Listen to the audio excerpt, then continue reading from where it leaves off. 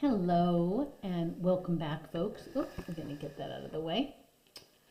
I am here with the Knitting Lab, and today I'm going to show you how to do a little bit of grafting or Kitchener stitch to close the gap of our I-cord sleeve edging. I have the sleeve has been completed with the I-cord bind off, and the I-cord goes all the way around. It's just curling, but it's all the way around.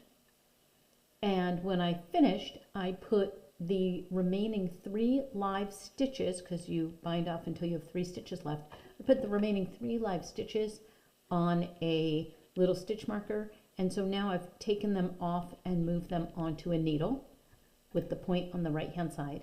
And then the thing that you're going to have to do after that is pick up 3 stitches from the beginning of where you started.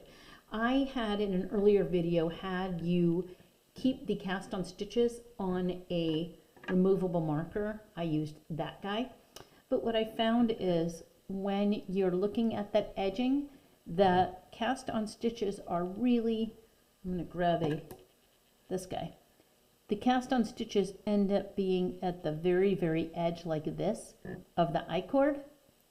Sorry, I'm going to get the I-cord here. It's really behind here at the very edge, and it didn't look as tidy. So I'm going to suggest you do this.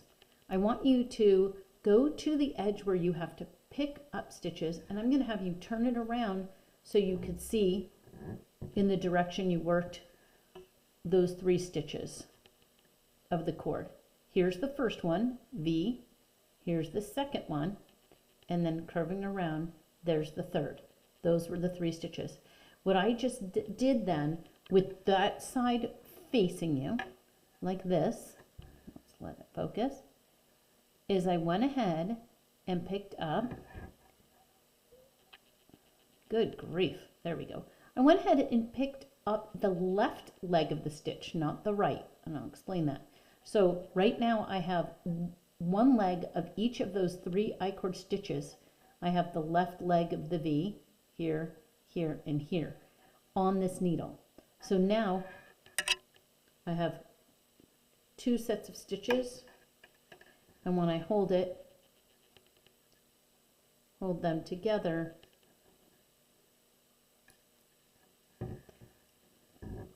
I will be working into the center. Okay? So now I have my yarn, which your yarn is going to be coming off this stitch, the last stitch on the right in the back. See? Here it is. Put that on your tapestry needle, and you're going to do the first 2 steps to set up your I-cord. Okay, here we go. So the first thing you do is you go into the first stitch. Let me get these guys here. You're going to, oh, for goodness sake. All right, let's do that again. You won't have any problems like this. It'll be super smooth. Okay, you're going to go into the first stitch as if to purl and leave it on your needle. And make sure your yarn is hanging out under these points, okay? First stitch as if to purl, leave on. First stitch of the back needle, there. First stitch as if to knit. See, I'm going in as if to knit, and I leave it on and I pull it through. There. Now I'm going to go back and do my regular. So that's the setup. Setup is done. Now I'm going to do regular Kitchener steps.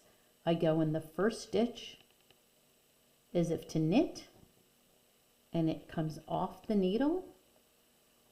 I go in, my fingers keeping it on, I go into the second stitch as if to purl, and I pull it through both. And again, I'm keeping that yarn under the tips of the needles. Now I go to the back needle.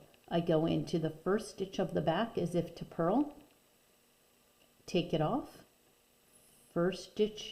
second stitch of the back as if to knit, keep on. Now I go back and repeat the process. I go into the first stitch of the front as if to knit, making sure I'm getting cleanly in there. Yep. First stitch of the front as if to knit, I'm going to nudge that guy off. Second stitch of the front as if to purl. I bring it through both, preventing it from slipping. It'll be easier for you because you won't have to do this with the camera. I go in the first stitch of the back as if to purl and off the needle, and the second stitch of the back as if to knit, leave on. I have a pair, one more, one front and one back.